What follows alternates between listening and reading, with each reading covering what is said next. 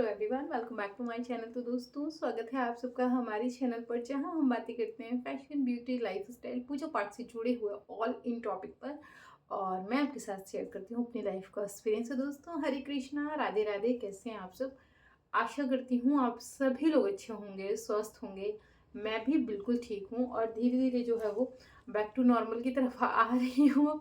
क्योंकि कुछ लोग हमारे चैनल पर नए होंगे या अभी अभी जुड़े हों, तो मैं बता दूं, अभी जो है वो दिसंबर लास्ट में ही जो है वो मेरी डिलीवरी हुई है। सो बहुत प्यारा सा बेबी बॉय जो है वो हमें ईश्वर की कृपा से मिला है। सो बस अभी न्यू मॉम बनी हूँ, सो उसके भी कुछ एक्सपीरियंस चल रहे हैं साथ में।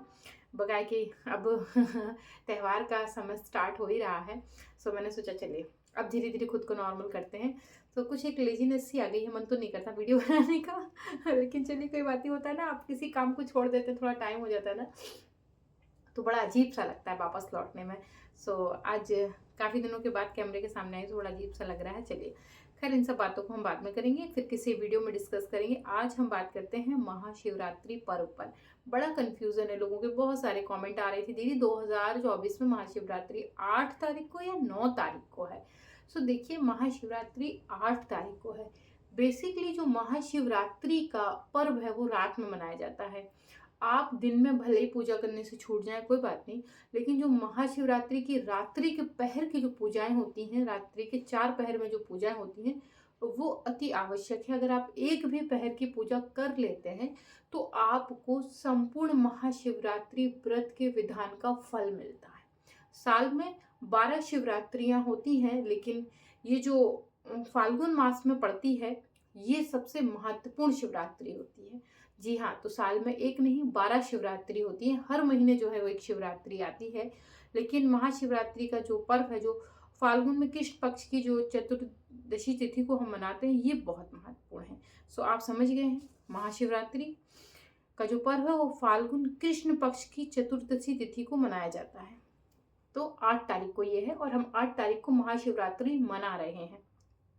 पहले हम बात कर लेते हैं चारों पहर के शुभ मुहूर्त की, उसके बाद पूजन की सामग्री की, पूजन की विधि की, किस रंग के कपड़े पहनने हैं, हमें क्या करना है क्या नहीं करना है, ये हम सब इसी वीडियो में डिस्कस कर देंगे।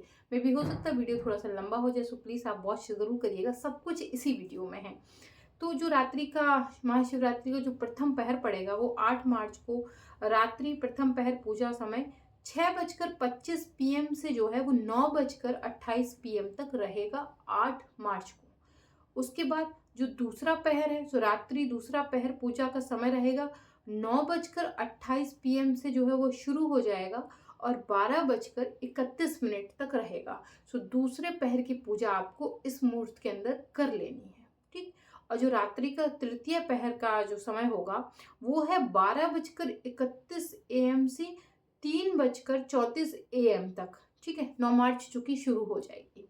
उसके बाद रात्रि का जो चौथा पहर रहेगा, जिसे हम अंतिम पहर भी कहेंगे, इसकी पूजा का समय है 3:34 से ये पहर शुरू होगा AM पर और 6:37 AM तक ये पहर रहेगा। सो आपको इन पहरों के अंदर रात्रि के जो चारों पहर हैं उनकी पूजा इस मुहूर्त के अंदर कर लेनी है।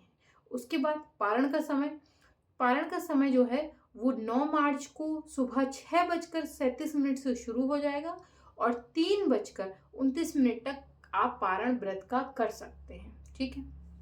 महाशिवरात्रि वाले दिन सबसे पहले हम जान लेते हैं सुबह में हमें पूजा करनी कैसे है। सुबह में आप शिवालय में जाके रुद्र अभिषेक वगैरह करा सकते हैं। आप इस दिन अपने घर में अभिषेक का जो है वो आयोजन कर सकते हैं। आप नहीं करना चाहते बहुत बड़े स्तर पे अभिषेक, या आप मंदिर में रुद्र अभिषेक नहीं करवा सकते, आप घर में ही सामान्य तरीके से पूजा पाठ कर सकते हैं। भगवान शिव के विभिन्न प्रकारों के अभिषेक की वीडियो हमने हमारे चैनल पर शेयर कर रखी है पहले से, आपने नहीं देखी है तो उसे जरूर देख लीजिएगा। इस दिन महिलाएं, बच्चियां, पुरुष सब लोग जो है वो व्रत रहते हैं। तो अगर आप व्रत करना चाहते हैं, आपके शरीर की क्षमता है, आपका शरीर आपको अलाउ करता है, तो आप जरूर व्रत रख सकते हैं। इस दिन व्रत में क्या खाया जाता है? अन्न नहीं लेते हैं, अन्न हम त्याग देते हैं। इसके बाद आप फल ले सकते हैं, मिठाई ले सकते हैं, दूध से बनी हुई आप जो है आलू का हलवा वगैरह बना के खा सकते हैं, कुट्टू के आटे का हलवा खा सकते हैं आप। बस आपको बेसिकली नमक नहीं लेना है और आपको अन्न का त्याग करना है। नमक और अन्न आप व्रत का पारण करने के बाद ही ग्रहण करेंगे, ठीक है। तो ये तो विशेष नियम है जो आपको पालन करना है। बकाया कि हम सब जानते हैं जब हम व्रत रहते हैं तो हम सात्विकता को धारण करते हैं। गृहस्थ आश्रम में विशेष हम ध्यान रखते हैं कि हम सात्विक रहें, ब्रह्मचर्य का पालन करें, किसी के साथ मतभेद मनभेद कुछ ना करें, किसी को अपशब्द ना बोलें और ना ही अपने मन में ऐसे कोई विचार लाएं। अगर कहीं कोई ऐसा विचार आ रहा है तो ईश्वर के नाम का जप करें, तुरंत उस विचार को नष्ट करें। तो ये कार्य है जो हमें नहीं करने हैं।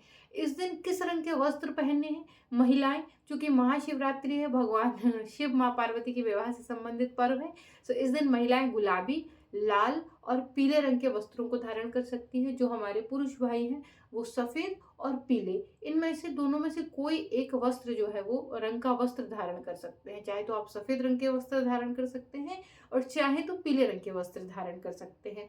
पूजा में बैठते समय सर को अवश्य ढकें। पुरुष पीले या सफेद रंग में से कोई एक जो है वो वस्त्र धारण करें। महिलाएं गुलाबी, लाल और पीला, इनमें कोई वस्त्र धारण कर सकते हैं। आप घर में सुबह में जो है वो शिवलिंग का स्नान करवा सकते हैं। आपके घर में अगर पहले से शिवलिंग है बहुत अच्छी बात है, नहीं आप शिवलिंग लेना चाहते तो इस दिन ले सकते हैं। ये अत्यधिक लाभदायक आपको होती है, ठीक है। नहीं तो आप काली मिट्टी के शिवलिंग बनाकर पूजन कर सकते हैं। सबसे पहले गणेश जी का अभिषेक होगा, उसके बाद भगवान शिव का, और गणेश जी और गौरा जी का अभिषेक एक साथ किया जाता है। तो पहले गणेश जी का, माँ गौरा का और भगवान शिव का, ठीक है। सुबह में आप स्नान इत्यादि करा के फूल, धतूरा, बेलपत्र, गन्ना, गेहूं की बाली और बेर, ये सारी चीजें आपको कहीं भी शिवालय के बाहर मिल जाएंगी। आप लाके भगवान शिव पर चढ़ा सकते हैं, अभिषेक कर सकते हैं और उनका आशीर्वाद ग्रहण कर सकते हैं। भस्म भी चढ़ाई जाती है, अगर उपलब्ध हो तो अवश्य चढ़ाएं। शाम के जो रात्रि के जो 4 पहर हैं उनका पूजा विधान के साथ होगा। तो कैसे करेंगे उसको समझते हैं। सबसे पहले आप एक चौकी लगा लें। चौकी को अच्छे से पहले आप साफ कर लीजिए। पीले या सफेद रंग का वस्त्र बिछा लीजिए। भगवान शिव को सफेद रंग का वस्त्र अधिक प्रिय है, तो हो सके तो पीले या सफेद रंग का। उसके बाद एक कलश की स्थापना कर लें, छोटा सा बड़ा सा, जैसा भी आपको अच्छा लगता है आप उस तरीके से सजा लें कलश को। कलावा बांध लें, स्वास्तिक बना लें, ओम बना लें, पंच पल्लव लगाएं, पंच पल्लव को भी अच्छे से सजा लें, कुमकुम, चंदन, चावल सब कुछ लगाएं। उसके बाद आप एक कटोरे में जो है वो गेहूं या चावल भर के रख दें। कलश को भर लें, जैसे मैंने आपको कलश भरने की विधि बताई है। कलश भरने के बाद उस पर कटोरी रखें चावल की या गेहूं की। आप चाहें तो उस पर नारियल रख सकते हैं और चाहें तो दीपक रख सकते हैं, कोई समस्या नहीं है। बेहतर है आप नारियल रखिएगा, क्योंकि रात में अगर दीपक का आप ध्यान नहीं दे पाए तो समस्या हो जाएगी। तो आप अखंड दीपक अलग से तो जला सकते हैं, लेकिन कलश को कोशिश करके नारियल रखिए। उसके बाद गणेश जी का पूजन कर लीजिए। गणेश जी के साथ गौरा जी का पूजन कर लीजिए। गौरा जी के पूजन के बाद आप कलश का पूजन कर लीजिए। कलश के पूजन के बाद नवग्रहों को आवाहन कर लीजिए, उनका पूजन कर लीजिए विधान के साथ। और फिर भगवान शिव का जो है वो हम स्नान करेंगे, उनको चंदन कुमकुम लगाएंगे, वस्त्र पहनाएंगे, माला पहनाएंगे। इसी तरीके से हम माँ पार्वती जी को भी पंचामृत से स्नान कराएंगे, वस्त्र पहनाएंगे, श्रृंगार कराएंगे। आप एक गठजोड़ा भी रख सकते हैं पीले और गुलाबी रंग के कपड़े का बांध कर, चूंकि ये रात्रि महाशिवरात्रि भगवान शिव के विवाह से संबंधित है इसलिए, और हम इस दिन भगवान के विवाह का पर्व मना रहे होते हैं। आप घर में व्यंजन तैयार करें, अशोक वर्तिका बना लें, पूड़ी सब्जी बना सकते हैं, खीर बना सकते हैं, गुलगुले बना सकते हैं, ऋतु अनुसार फल ला सकते हैं, मिठाइयाँ बना सकते हैं। इन समस्त चीज़ों का भोग हम भगवान को अर्पित करते हैं। रात्रि में भी हम बेलपत्र, धतूरा, आक, मदार, गन्ना, गेहूं की बाली और बेर, इनका भोग हम भगवान को अवश्य चढ़ाएं। आप बिल्कुल भी ना भूलें, ये जरूर चढ़ाएं। और रात्रि के चारों पहर में शिवलिंग का जो है वो स्नान होता रहेगा। आप प्रथम पहर में दूध से कर लीजिए, दूसरे पहर में शहद से कर दीजिए, तीसरे पहर में घी से कर दीजिए, चौथे पहर में दही से कर दीजिए। आप भिन्न भिन्न तरीकों से चारों पहरों में जो स्नान होगा शिवलिंग का वो बहुत महत्वपूर्ण होता है। श्री विग्रह है तो उनका स्नान कराने की जरूरत नहीं, शिवलिंग का स्नान कराया जाता है। तो शिवरात्रि के जो 4 पहर हैं, चारों पहरों में शिवलिंग का अलग अलग तरीके से स्नान होता है, स्नान कराएं। फिर उस पंचामृत को सुबह में आप इकट्ठा करके लोगों में वितरित कर सकते हैं। जो भी सदस्य आपके घर में आस पड़ोस में है तो प्रसाद का वितरण करके आप स्वयं भी प्रसाद को ग्रहण कर सकते हैं। सबसे पहले आप सुबह में स्नान इत्यादि करके पुनः अपनी संपूर्ण पूजा करके भगवान जी की आरती वगैरह उतार के प्रणाम करके गौ माता का, कन्याओं का प्रसाद निकाल के फिर अपने बड़े बुजुर्गों का आशीर्वाद लेके आपने व्रत का पारण करके जो भी प्रसाद आपने भगवान को भोग लगाया है उसे स्वयं भी ग्रहण कर सकते हैं।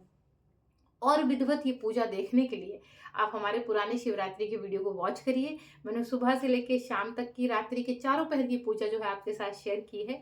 तो आप उन वीडियो को वॉच करें, आपको संपूर्ण चीज़ें जो है प्रैक्टिकली डिटेल में समझ में आ जाएँगी। तो दोस्तों आशा करती हूँ कि ये वीडियो आपको पसंद आई होगी। अगर पसंद आई तो मेक श्योर वीडियो को लाइक करें, चैनल को सब्सक्राइब करें, फ्रेंड एंड फैमिली के साथ शेयर करना बिल्कुल मत भूलें। और अभी भी अगर आपकी कोई शंका है तो आप मुझे कमेंट बॉक्स में लिखिएगा, मैं कोशिश करूँगी सबका रिप्लाई दे दूँ। तो दोस्तों मैं मिलती हूँ एक और नई वीडियो के साथ, तब तक के लिए राधे राधे, हरे कृष्णा एंड बाय बाय।